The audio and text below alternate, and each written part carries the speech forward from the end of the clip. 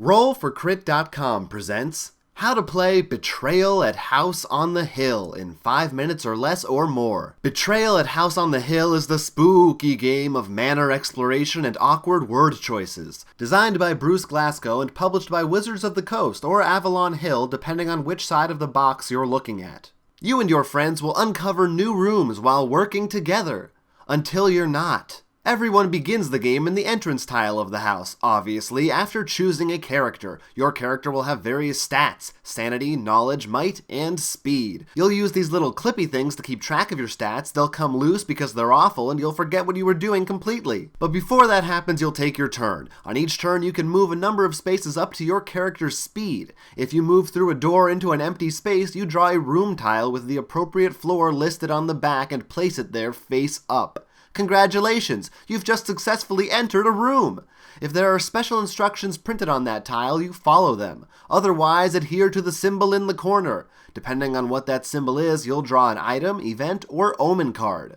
If there is no symbol, just keep exploring until you find one. Events will be spooky occurrences that may help or harm you. Items are things like medicine or weapons that you'll put face up in front of you and use as instructed when the time comes. They can also be traded to players in the same space as you or dropped to be picked up by someone else later on.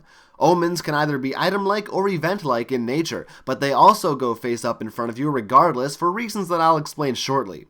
Once you do what your card tells you to do, your turn is over and the next player goes. Many of these cards and room tiles will require you to make trait rolls relating to one of your 4 traits. For example, if a card said to make a might roll and your might was 4, you would roll 4 dice and add the total value to determine your roll number.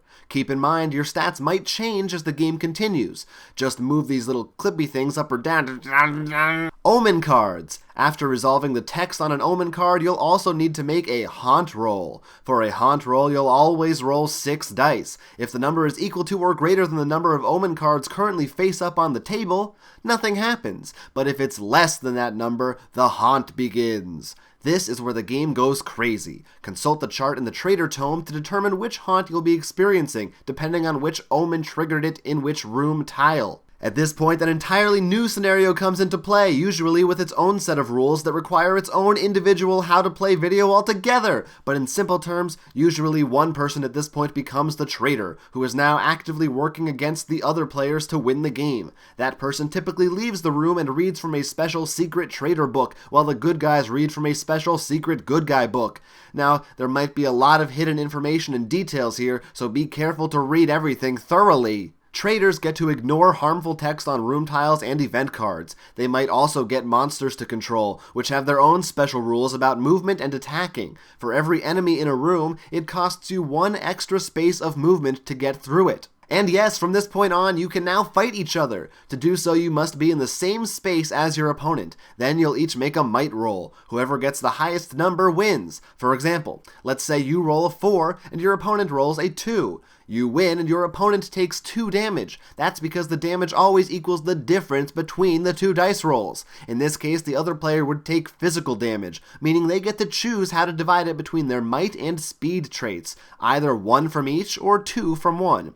If an effect said to take mental damage, it would come from either your knowledge or sanity traits. Characters can also die now! If any of the stats on your character reaches the skull icon, they're dead, you're done, get out of here! The first player to complete whatever their victory condition is wins. Spooky. In conclusion, flip tiles, read cards, roll dice, summon powerful monsters, and murder all of your friends. That's Betrayal at House on the Hill in a nutshell. Did you get all that?